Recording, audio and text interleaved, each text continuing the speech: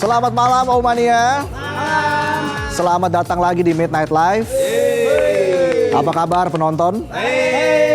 Hari ini 9 Desember, Hari Anti Korupsi Sedunia. Semoga korupsi segera musnah dari Indonesia.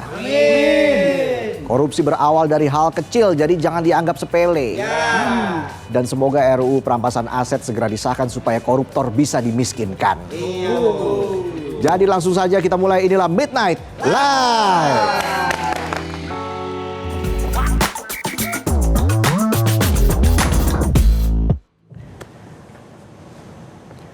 Berita malam ini kita akan bahas soal pernikahan. Pernikahan itu kan momen sakral, penuh sukacita. Semua orang dandan maksimal supaya kelihatan cakep di foto keluarga. Tamu-tamu datang kasih ucapan selamat dan doa. Kadang diselipin juga basa-basi khas Indonesia kayak kapan punya cucu. Baru juga resepsi. Basa-basinya terlalu basi. Pokoknya suasana pernikahan itu penuh harapan baik.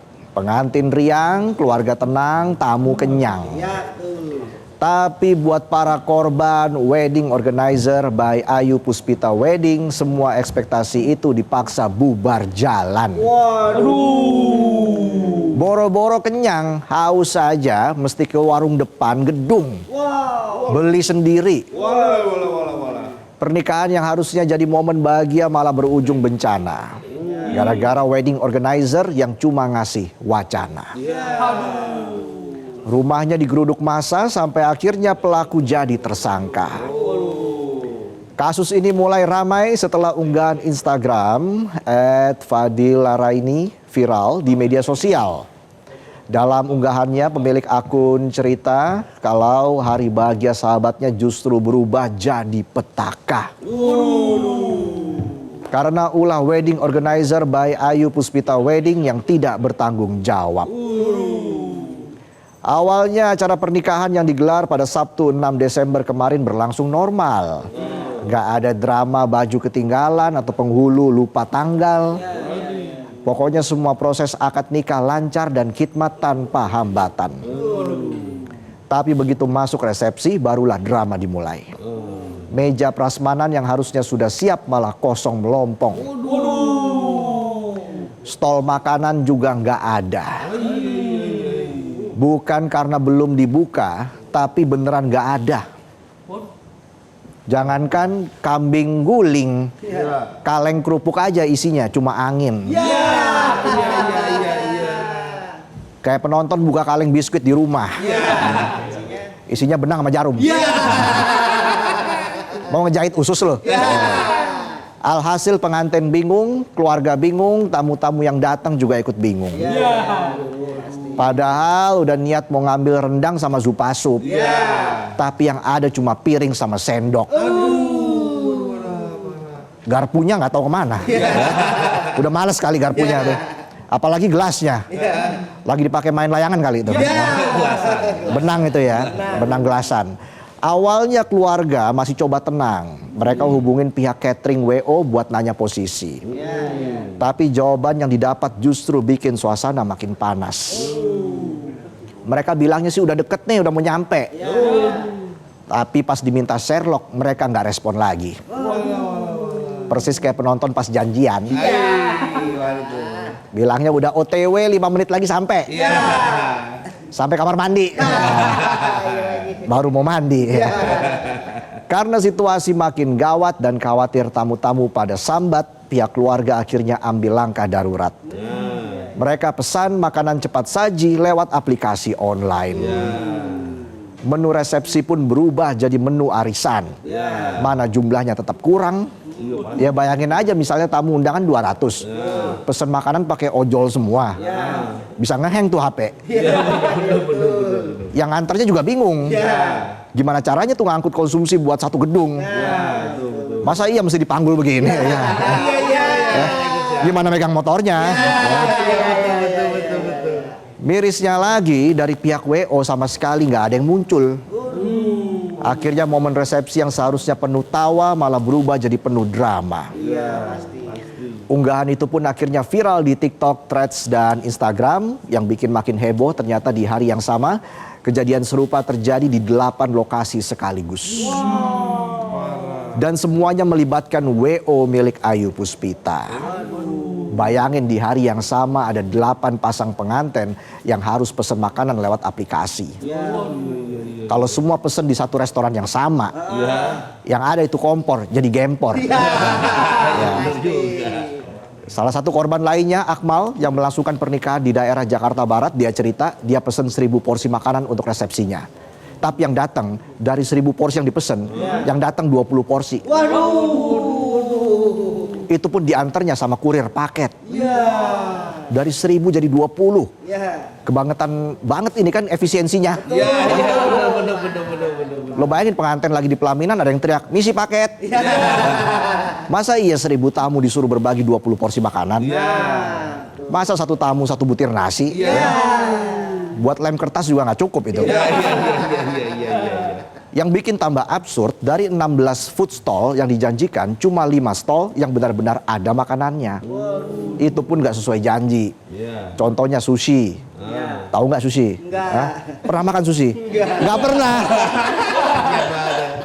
Yang awalnya dijanjikan dari restoran premium, ternyata malah diganti jadi versi lebih minimum.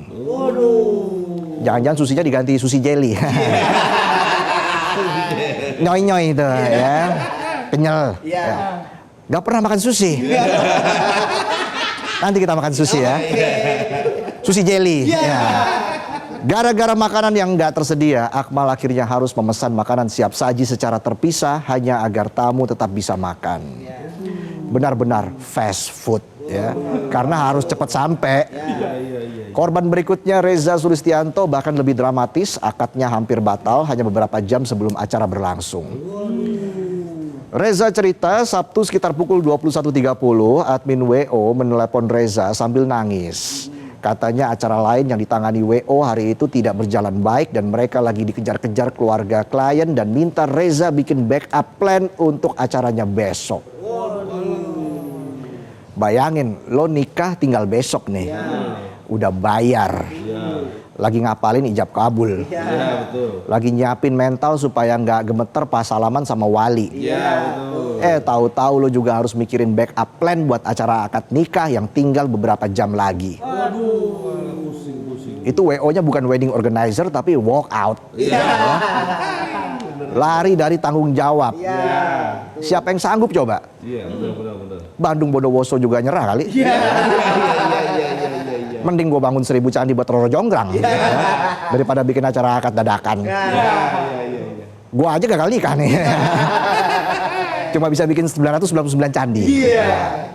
Balik lagi, drama pernikahan Reza nggak sampai di situ. Reza sudah lunasi semua pembayaran ke pihak WO, tapi ternyata sebagian besar tagihan belum dibayar oleh WO Ayu Puspita. Fotografer belum dibayar, MUA belum dibayar, hiburan belum dibayar, bahkan venue seharga 55 juta baru dibayar 5,5 juta. Dampaknya pas hari H, Reza nggak bisa masuk ke gedung. Supaya acara tetap jalan, Reza pun terpaksa keluar uang lagi buat lunasin gedung. Reza juga jadi harus bayar dekorasi darurat dan beli makanan cepat saji supaya bisa tetap menjamu para tamu. Ini definisi sudah jatuh tertimpa tangga. Ya. Mana tangga pesawat lagi nih. Bebannya berat banget ini. Dan itu baru cerita dari 3 korban. Masih banyak korban-korban lain yang ceritanya kurang lebih sama. Total bahkan ada 87 pasangan pengantin yang udah laporin kasus dugaan penipuan ini ke Polres Jakarta Utara. Bayangin aja, orang mau nikah itu kan biasanya nabung mati-matian. Ada yang rela potong jatah ngopi berbulan-bulan. Ada yang nyicil vendor satu-satu. Ada yang ngirit makan siang sambil pura-pura diet biar budget aman. Intinya orang berjuang keras buat punya pesta pernikahan yang layak. Tahu-tahu malah kena tipu WO yang nggak tahu malu. Yang bikin makin miris, uang yang mungkin tadinya buat nambahin DP rumah atau buat ongkos honeymoon malah dipakai buat pengeluaran ekstra yang seharusnya nggak ada. Wajar korban marah. sampai akhirnya ngegeruduk rumah Ayu pada 7 Desember kemarin. Mereka datang untuk meminta pertanggungjawaban atas kerugian yang mereka dapatkan. Tapi saat ditemui, Ayu malah mengaku tidak punya tabungan atau aset. Ayu bahkan menunjukkan isi rekening yang saldonya tidak sampai Rp500.000.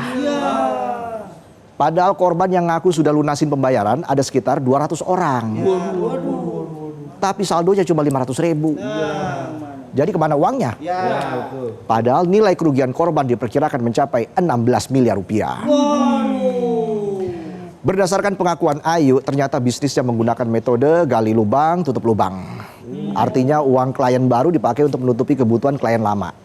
Ayu juga mengakui bahwa sebagian besar dana digunakan untuk membeli rumah dan diduga duitnya dipakai buat jalan-jalan ke Eropa. Katanya sih ke Italia. Mau foto sama Menara Pisa kali ya. Menara Pisa mah di puncak juga ada. Saat ini polisi telah menetapkan 5 orang sebagai tersangka, termasuk Ayu, Puspita, dan Dimas yang berperan mengorganisir seluruh kegiatan dan mendekati para pelanggan. Polisi juga bilang tersangka Dimas yang berperan aktif membujuk para korban untuk menambah jumlah DP-nya. Minta top up terus udah kayak judol. Lalu kok bisa banyak banget yang mau pernikahannya ditangani oleh WO milik Ayu? Dari penyelidikan, polisi bilang kalau WO milik Ayu menawarkan paket pernikahan lengkap dengan harga rendah plus bonus-bonus menggiurkan kayak free cincin kawin, free honeymoon, free food stall, semua-semuanya free. Ujung-ujungnya free hatin. Polisi bilang setelah para korban bayar lunas, layanan yang dijanjikan malah tidak ada. Bahkan salah satu korban mengaku sudah melunasi pembayaran 82 juta rupiah hanya untuk mendapati meja prasmanan dan dekorasi yang kosong. Lo bayangin dekorasi kosong. Ada gitu dekorasi pelangap longo. Kosong ya. Iya juga. Kau di mana, SpongeBob? Patrick ya. Walaupun momen sakral pernikahan para korban mungkin gak bisa lagi tergantikan, tapi penetapan tersangka oleh pihak kepolisian semoga bisa memberikan keadilan dan ganti rugi yang sepadan bagi para korban. Ini juga harus jadi pelajaran buat para WO. Ingat, yang dibeli para pengantin itu bukan cuma dekor, catering, atau bonus-bonus lucu lainnya. Yang mereka bayar itu kepercayaan. Jadi jagalah kepercayaan itu, jangan nyusahin orang, dosa. Benar. Sementara buat kalian yang sedang mempersiapkan pernikahan, ingat pilih WO itu mirip kayak pilih pasangan hidup. Jangan cuma lihat rupa dan harga, tapi juga lihat komitmennya kuat apa enggak. Tetap hati-hati pilih vendor, jangan langsung silau sama paket nikahan super murah plus bonus yang nggak masuk akal.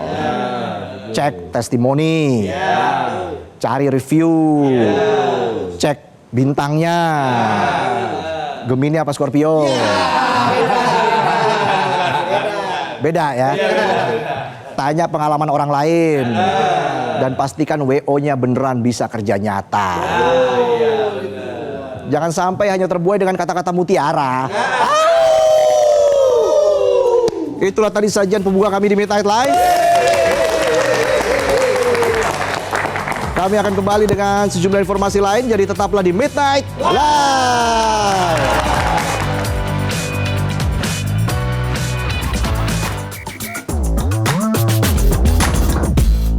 Jelajahi cara baru mendapatkan informasi. Download Metro TV Extend sekarang.